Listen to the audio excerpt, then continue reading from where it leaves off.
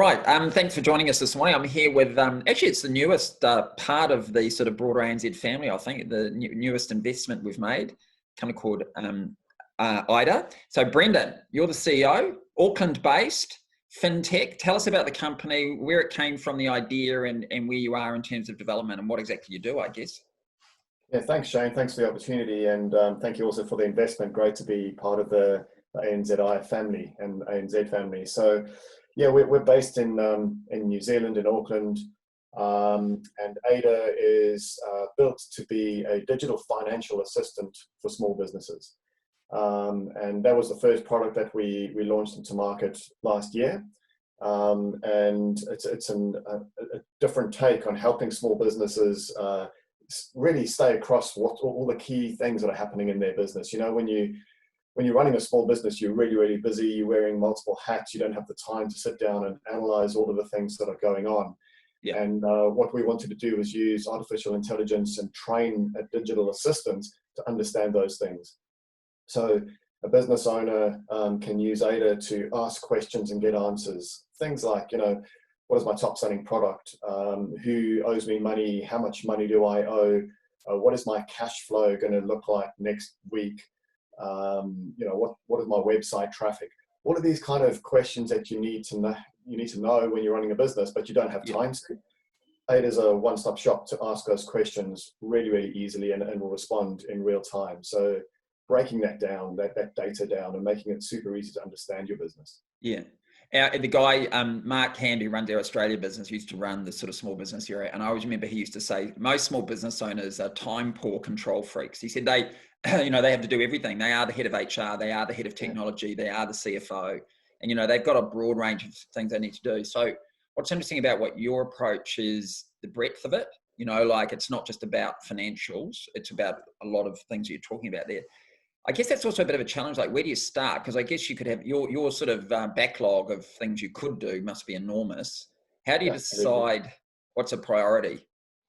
Yeah, and so we actually have, when we launched initially last year, we looked at the kind of questions that customers were asking, how they were using ADA. And a lot of it is around the financials. So the beautiful thing about a natural language processing product is you can see the kind of questions that customers care about. And so we have focused more on the financials, and that's where we'll focus for a longer time. And our strategy is to get the financials right, because ultimately that's really what a business needs to get right. And then we'll move into the leading indicator space. So, what is a leading indicator for a retailer or a hospitality business is things like point of sale, social media, website traffic.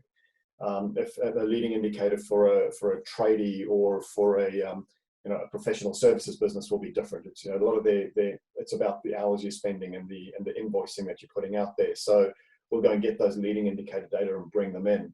But if we get the financials right, the money in and the money out, and keeping on top of your bank reconciliations and keeping on top of your cash flow, then that's 80% of the job done. So that's where we're focusing on. What's the community like in Auckland or New Zealand? I mean, how active is your space and, obviously the whole sort of startup world? Yeah, really active actually. New Zealand's got it's a very good place to start a software company. It's very easy. There are very low barriers, and you do get, if you're doing something interesting and generating IP, which we are, you get a lot of government support in that. So it's a good place to start small businesses, small tech companies. I think fintechs are a really good space in New Zealand. We don't really have, the banks haven't moved to the full open banking play yet, like they have in Europe, which is obviously the fintech capital of the world, is the UK and Europe. But the banks are trying to be proactive here and trying to accommodate and work with fintechs. So there's a lot more of a partnering kind of approach for companies like us. Yeah, it's great. Yeah, and I know you had a special visitor recently. I saw a bit on social media. You had the Prime Minister turn up. Was that just sort of so what was all that about?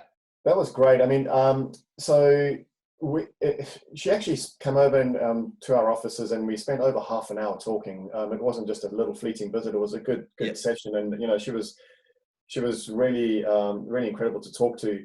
And I think what the government was looking at is, and what she particularly wanted to talk about was who's felt some pain through COVID, and how's the government been able to help.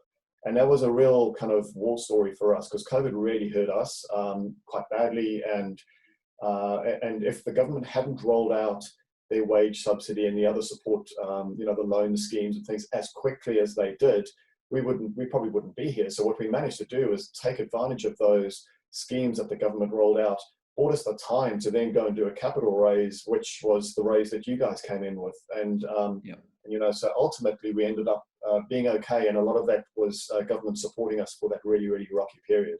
Do you think COVID sort of good or bad, do you think, for the adoption of digital tools? It really impacted them hard. We know that. We could see how quickly that happened.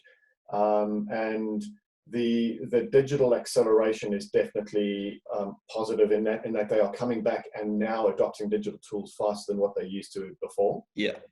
That's for sure. And I think a lot of the pain is now which is the right one for me. So thanks a lot, Brendan. Thanks very much, Shane. Have a good one. Thanks a lot. Talk to you later.